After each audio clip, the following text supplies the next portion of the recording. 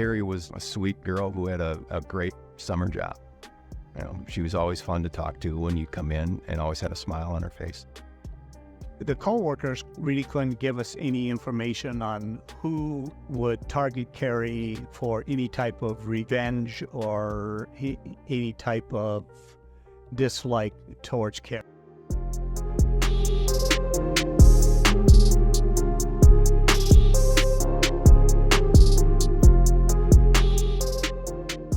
In the quiet town of Luverne, Minnesota, a brutal crime shattered the peaceful community. Among the vibrant landscapes of Blue Mounds State Park, tragedy struck on May 20th, 2001 that shattered the lives and left behind a trail of unanswered questions. As the details unfolded, two suspects emerged, each claiming innocence while the weight of evidence pointed in their direction. With twists and turns, conflicting testimonies, and the pursuit of justice, the horrifying case left a small town searching for answers. Welcome to the DetectiVerse, where we travel into the universe of solved and unsolved crimes and mysteries from all corners of the galaxy. Join us as we uncover the case of 21-year-old Carrie Nelson, whose life was brutally taken in 2001 as she was tragically murdered in the office of Blue Mounds State Park. Her dreams and aspirations shattered in an instant. We'll explore the clues that were left behind and how her killer was finally put behind bars. Carrie Christine Nelson was born to Stan and Nan on December 13, 1980. Her younger sister Katie held a special place in her heart, and despite the occasional sibling quarrels, their bond was unbreakable. Carrie's warm-hearted nature and strong work ethic made her a cherished person in her circle. Carrie was a sweet girl who had a great summer job. She was always fun to talk to when you come in and always had a smile on her face. She had a reputation for being family-oriented, well-liked, and diligent. She was adored by all who knew her. Underneath her sweet demeanor lay a kind and loving soul, always ready to lend a helping hand to those in need. After graduating from Luverne High School in Minnesota in 1999, Carrie went to college in South Dakota. For 2 summers, she worked as a part-time seasonal worker at Blue Mounds State Park, which is stationed at the lively contact station near the park entrance. Greeting visitors with her radiant smile, Carrie not only sold essential permits for vehicles and camping, but also had the opportunity to forge connections with visitors. She truly loved her work. After summers, Carrie would return to college to pursue her dream of becoming a medical technician. May 20th, 2001 started like any other day. Carrie found herself immersed in her usual shift from 8 a.m. to 3:30 p.m. at Blue Mounds. As luck would have it, she was accompanied by a new colleague, Rebecca White, who was still navigating the ropes of her role as the interpretive center host. It was only Rebecca's second day on the job, and Carrie took it upon herself to be her guide and mentor throughout the day. Rebecca had a special connection to the park beyond her employment. Her father, Richard White, was the manager of the park and responsible for the operations and maintenance. On that day, Richard and his wife were not at the park as they decided to stay in and relax.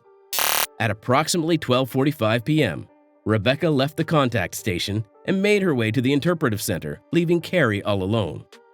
At around 2 p.m., having completed her tasks at the interpretive center, Rebecca decided to make a quick stop at her house, which was nestled within the park grounds. The persistent rain had left her soaked, and she sought refuge to change into her dry clothes. Half an hour later, Rebecca returned to the contact station through the back entrance. To her shock and horror, a chilling scene formed in front of her eyes. There, Carrie was laying unconscious right on the floor. Her ear was stained by blood, bearing the signs of a brutal attack. As panic and fear gripped Rebecca, a sound echoed through the station. Someone was entering through the front door. At that point, Rebecca's instincts kicked in. She fled through the back door towards her house to tell the harrowing events to her parents. Trembling with fear, she said that the man she heard was the same intruder who had attacked Carrie. Rebecca's mother called 911 immediately while her father made his way to the station. That is when he realized that the girl was not breathing. He also called 911, then secured the station by locking the front door and lowering the shades to prevent people from seeing what he saw. As another visitor entered the contact station through the front door, her intention was simple: to acquire a permit for her park visit. Instead, a chilling sight greeted her eyes. The fax machine receiver was dangling from its cord. As she approached the counter, she witnessed the horrifying scene unfolding behind it. The visitor called 911, becoming the third person to reach out for help. The park had transformed from a haven of natural beauty into a crime scene shrouded in mystery and terror. Meanwhile, Carrie's boyfriend, Mike Kellen, had no idea of what happened to his girlfriend. As he tried to reach her at 3:30 p.m., as he knew she would be concluding her shift, his calls went unanswered.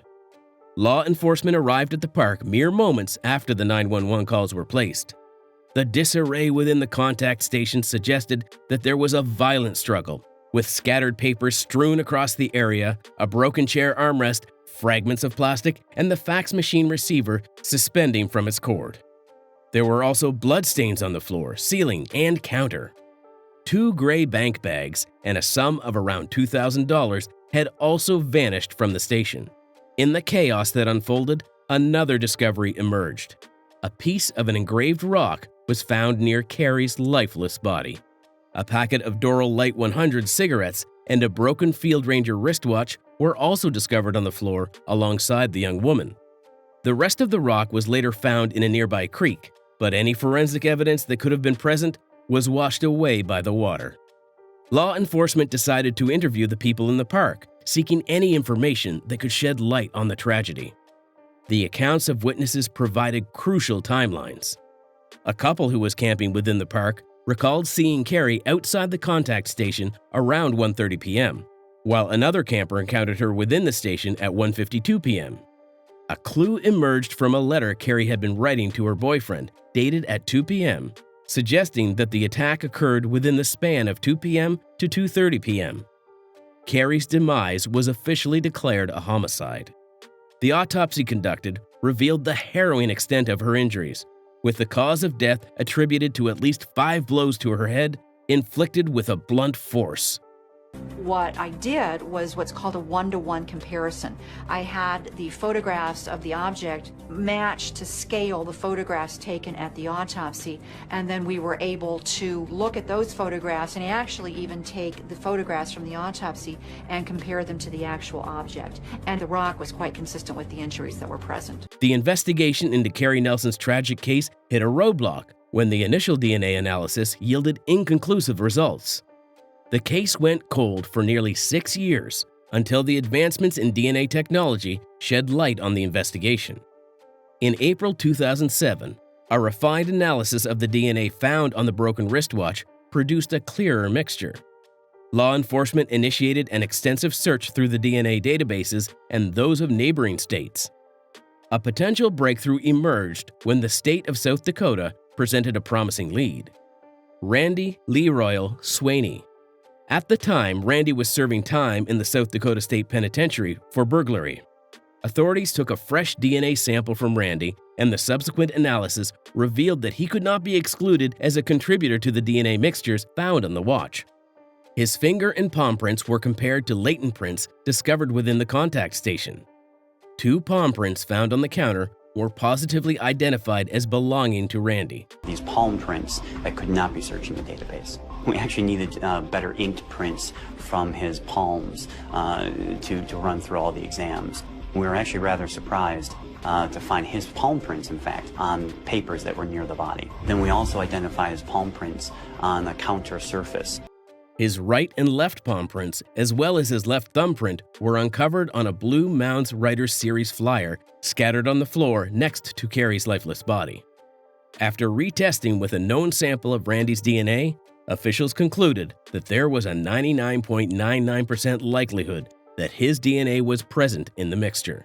Further investigations revealed that his wife, Dawn Swaney, could also have contributed some of the DNA mixtures present.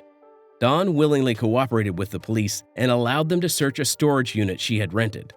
Within the storage unit, investigators stumbled upon a treasure trove of family photographs. 2 investigators sat down with Randy Swaney's wife and took a rather lengthy statement from her. She was cooperative. She did not act surprised that her husband was a suspect in something. Among these images were pictures featuring Randy wearing a broken Field Ranger wristwatch and smoking Doral Light 100 cigarettes. She looked at the watch and goes, "That's Randy's watch." She also indicated that on occasion she had worn it because she has to take blood pressure, and so she would use his watch occasionally, which explained why her DNA would be on it. These were the items found at the crime scene. But Randy's name had not surfaced during the earlier stages of the investigation. He was not among the list of visitors to the park on that fateful day, and no known link between him and Carrie had been established. Law enforcement needed additional evidence beyond the DNA mixtures found on the watch to solidify their case against him. As the investigation delved deeper, a crucial piece of evidence emerged from a recorded prison phone call between Don and Randy on April 20th, 2007. What are you doing? Nothing. You're not coming up to visit? No. Why not? I was talked to yesterday by detectives. Okay, about what? I don't know. What was it about, Randy? I don't know. They found my DNA and your DNA on a watch in Minnesota, in some campground called Blue Mounds. Okay, they didn't tell me that. Well, that's what they told me. If I'm going to end up going to prison for the rest of my life for something that I didn't do and you did, I'm going to be mad. I'm more mad now. Because there's something else you're not telling me. No, it's not. How in the hell do they have our DNA on a watch? I have no idea. What do you mean you have no idea? I've not been in Minnesota. I don't believe. No. Don't play stupid, Randy. This is serious. You know something, Randy. You have to tell me. I'm going to end up going to prison for something I don't know nothing about. During their conversation, Don first asked about the car Randy had crashed, then broached the topic of Carrie's murder and asked Randy about his involvement. Randy denied any participation in the crime and said that he had never set foot inside the Blue Mounds State Park. On April 25, 2007, he wrote a letter to Don claiming his innocence for a second time. The court was not convinced. In September 2007, the grand jury charged Randy Swaney with 7 counts of murder. Randy pleaded not guilty to the charges brought against him, setting the stage for a riveting legal battle. The prosecution's case painted a chilling picture. They argued that Randy targeted Carrie during a burglary at the park office under the false assumption that the contact station was unoccupied during the day. Seizing the opportunity, he ventured inside with the intention on stealing money from the cash register. According to the prosecutor's narrative, Carrie unexpectedly confronted him and prompted a violent altercation. Randy struck her, potentially on the nose, and forced her into the back room to open the safe. Once he got the money from the safe, he blew Carrie's head with the rock to make sure that she could never identify him. His trial began in July 2008, as witnesses took the stand during Randy Swaney's trial for the murder of Carrie Nelson. Mike Kellen, the man Carrie planned to marry, testified about their dreams of building a life together, filled with love and happiness. Receiving the devastating news of his girlfriend's death while attending a wake, he spoke of the profound impact her loss had on him.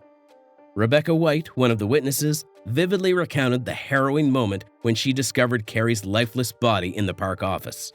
Overwhelmed with fear and concern for her own safety, she fled the scene and alerted her father, who immediately rushed to the office.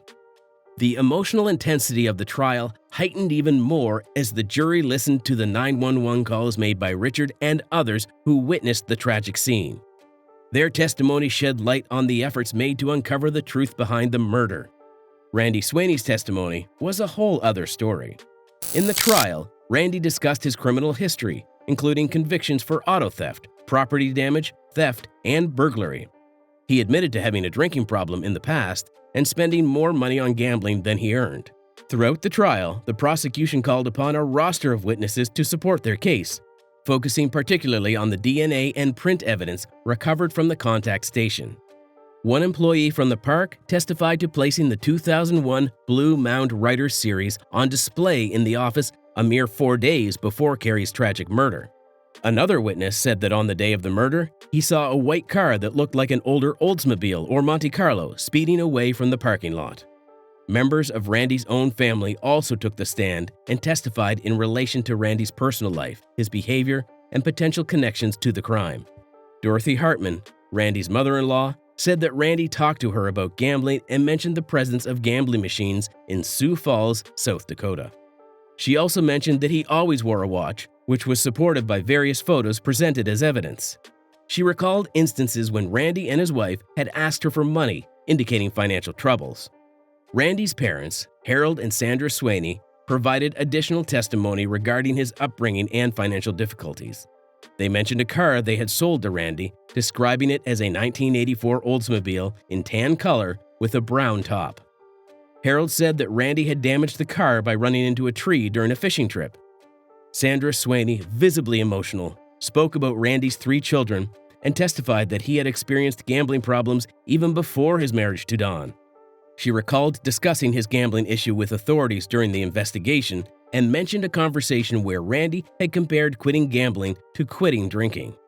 Kenneth Sweeney, Randy's older brother, mentioned a fishing trip where Randy's car bumper was damaged after hitting a telephone pole.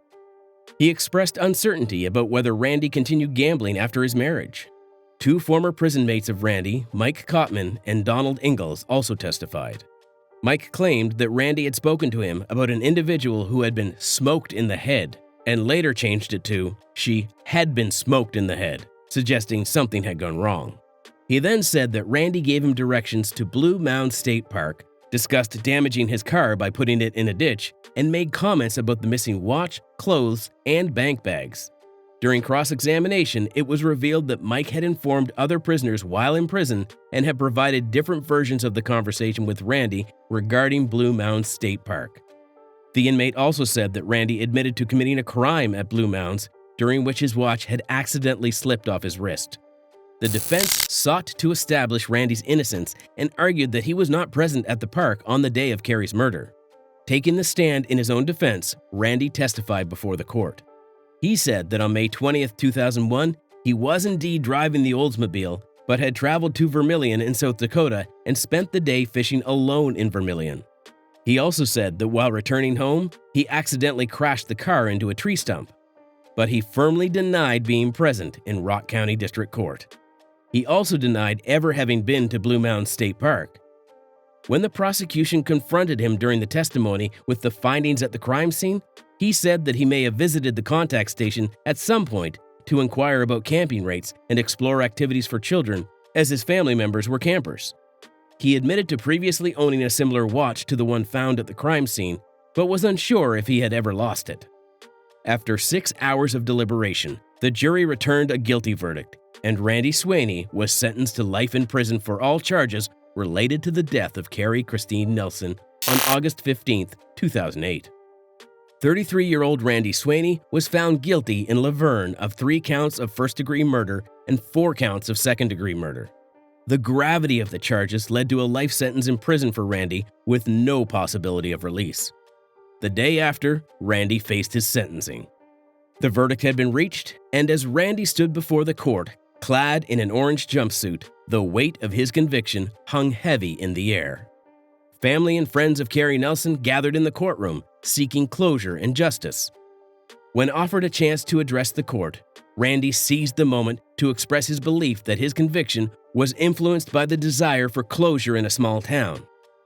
"While I sympathize with Carrie's family and their pain, I maintain my innocence," he declared with conviction. He appealed the charges in 2010. In the appeal process, Randy's case was elevated directly to the Minnesota Supreme Court because of the gravity of the crime. Randy and his legal team presented a range of arguments in a detailed and comprehensive file spanning over 40 pages. One of his contentions in his appeal focused on the line of questioning directed at an investigator who had interviewed his wife. He argued that this line of questioning violated his Confrontation Clause rights and constituted hearsay, which the Supreme Court affirmed.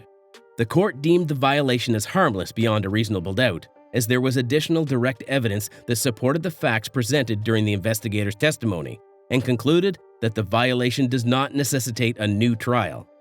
The judges systematically refuted other arguments, and Randy Sweeney lost the appeals.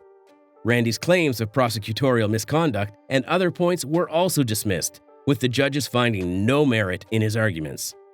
Undeterred, he applied for post-conviction relief in 2015.